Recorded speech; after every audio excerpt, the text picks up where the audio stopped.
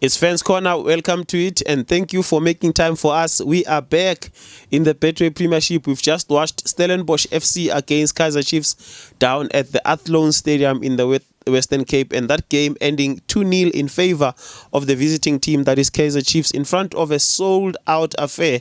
A packed Athlone Stadium, a beautiful, beautiful atmosphere. Before we get into the game, if you have not subscribed to the channel Off Air Podcasts on YouTube, or you are not following us on Facebook and on TikTok on Fans Corner. I almost said Face Corner for Facebook. Yeah, Fans Corner on Facebook, Fans Corner on TikTok, and then Off Air Podcasts on YouTube, because we're one of the podcasts from the Off Air Podcast channel. So give us a subscription there, and also follow us on the socials. Getting into the game, a packed stadium, and I was worried at first before I even knew that this was going to be a sold-out affair.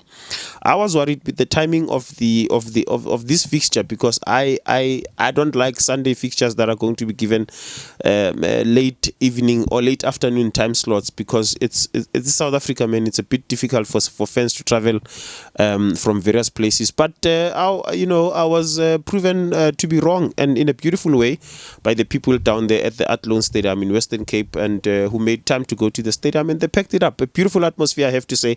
I complained about this timing, even when I complained about the Sundowns game that took place at 6 o'clock on Sunday afternoon. Is it afternoon or evening? Yeah, last week in the MTN 8. I don't like those kinds of time slots, especially on a Sunday, but it seemed to work down at the Athlone Stadium tonight, and it's a beautiful way to end the week of the opening week of the new season. Also a beautiful way for Kaizer Chiefs to start a new season. 3 points and also a clean sheet. But they had to suffer for that. They had to really, really suffer. Earlier on in the game, Siviwe Nkwali of Stellenbosch FC getting his marching orders, getting a red card because of a tackle he made on, I think, one delayed Duba. And unfortunately for him, that I think as soon as I saw the tackle, I just knew this is a red card. It's a goal scoring opportunity. He's the last defender. Yes, we can argue about the defender on the left hand side.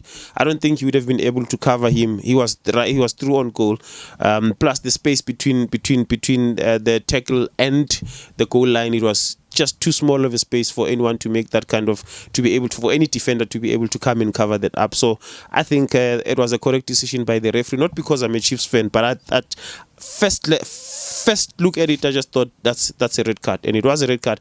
And Kaizer Chiefs were actually fortunate to be able to score from that, because had they not scored, it would have been a different game altogether, because you saw what the red card actually did to Stellenbosch. I'm not sure whether we can say it's the red card or it's the goal, but as soon as they went one man down, they played much better. Big ups to Mkosing Pilengcobo, and by the way, for scoring that goal. He had a decent game in the first half. He had a decent game, but unfortunately, Kaizer Chiefs was not balanced. I think there was a lack of balance, especially having to deal with those kinds of players of Stellenbosch FC. Steve Barker at the helm of this team is leading a very brave Stellenbosch. 10 men down, they were still taking on Kaizer Chiefs, pressing us against the wall, making sure we're failing, we're struggling to get out of our own half, let alone the half, our own final third. We're struggling to get out of our own 18 area. We're playing in the box. We're struggling to get out of the box. That's how good they were pressing us.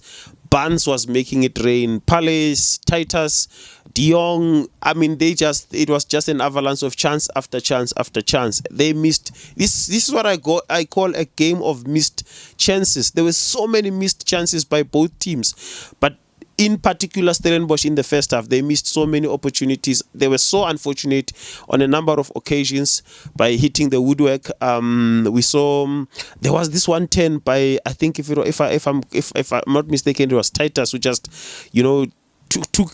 turned with that volley, and he found Peterson ready to take. The reflexes of Peterson actually helped him. That would have been a good contender for goal of the season had it gone in. But they also hit the post twice. Actually, Stellenbosch FC, they were really piling up the pressure on Kaizer Chiefs, and Chiefs were very lucky to go into the first half, into the halftime still leading, because it was the better team in the first half was basically Stellenbosch FC. The Kaizer Chiefs defense was panicking. You could tell they were unsettled. They really, really unsettled. I think there's also what I would think is a lack of leadership at the back for Kaizer Chiefs. Miguel, I'm not sure. His leadership skills are really questionable at times, and it happens a number of times. That there's some sort of lack of leadership there at the back. But if you check Aiden McCarthy and Bradley Cross, they had good games actually. They had a good game actually. But and then you look at them individually and you think, but if they had a good game, why were we struggling so much at the back? It's because of our midfield. I think we're struggling with the midfield. We're struggling to hold on to the ball. We're so unstable in the middle of the park with Cele and Ngobo. It was just not working out correctly, the way that you would want it to work. So that when the defenders are able to get the ball out of the box, we needed someone to hold on to the ball a little bit in the middle of the park to allow your flanks, either your left and your left and the right wingers to be able to get out and find themselves in good position so you can play the ball. But we're struggling to do that. Even when we clear the ball, we're just clearing it for the sake of clearing it out, and unfortunately it would come back to us. That was a very difficult first half. That's why I'm saying Kaizer Chiefs had to suffer so much for that game, for this victory. First half, give it to Steve Barker, and I think Steve Barker right now he probably is asking himself what is it that he needs to do to beat Kaizer Chiefs. So many times he's played better than Chiefs, so many times he came out with nothing, 0 points, losing the game against Kaizer Chiefs. I know he hates losing against Kaizer Chiefs because you can listen to his post-match interviews, you can hear he really hates losing against Kaizer Chiefs, and for a right reason, because most of the time he outplays Kaizer Chiefs and he still loses the game. Today the first half was just proof. You'd swear if you walked in and someone told you that one of these two teams is playing with 10 men, the other one is playing with a full 11-man squad, you would bet your last money that it was Kaizer Chiefs that was playing with 10 men, because it was so hard in the first half. But second half, things started looking a little bit stable with the introduction of Sibongiseni Mthethwa, the Ox there. He looked to stabilize things there, and I think he had a decent game. He had a good game. Mthethwa, I know him to be a very sideways player. I think at this particular time, perhaps that's the kind of player we needed. We need a player who's just going to hold on to the ball, play it sideways, allow his teammates to get out of the box and be able to try and attack as well. And it started kind of working out. You know what I really was really yearning for in the first half was a player of Dupree's caliber. Because when a team is pressing you so hard against the wall, you need someone with so much pace, such that when we get the ball out of our half, you have a person chasing on the ball, which also allows Stellenbosch to also drop back to try and come and defend, because Dupree is so good at that. But unfortunately, at the beginning, in the first half, you couldn't make those kinds of changes. It was not necessary to do that anyway.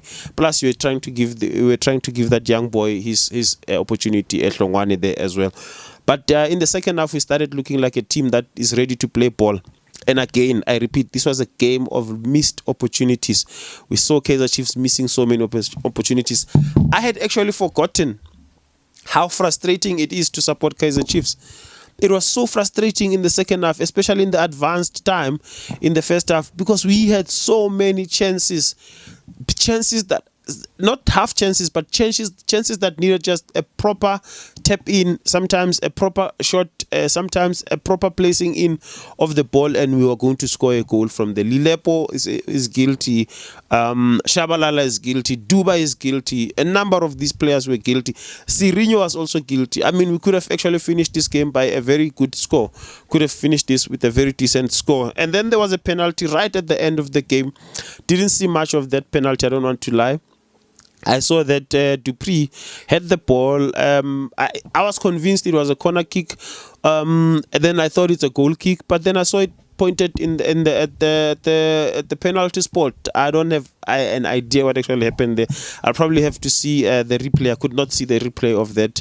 And Lilepo stepping in and taking in a very good penalty, and Kaizer Chiefs winning the game by 2-0. Which brings us to my last point, which is what I said in my last video. Remember the video I did yesterday? I did a video, a post-match reaction video. on the game between Orlando Pirates and Skukuna United, and I said, if you're a Pirates fan or a Sundowns fan, you have to pray that Kaizer Chiefs do not win against Stellenbosch, because you know what? Until the next game, there's going to be noise all over the country. It will be Kaizer Chiefs fans. It's the first time in a very long time that we see Kaizer Chiefs in a better position than both Mamelodi Sundowns and Orlando Pirates at the same time. You know, you find Kaizer Chiefs in a better position. Yes, it's temporary. We know there are games coming in on Wednesday, and also I think some games on Tuesday as well. So yeah, it is temporary, but it depends also on how we perform in our games during the week. So we'll see what will happen actually during the week.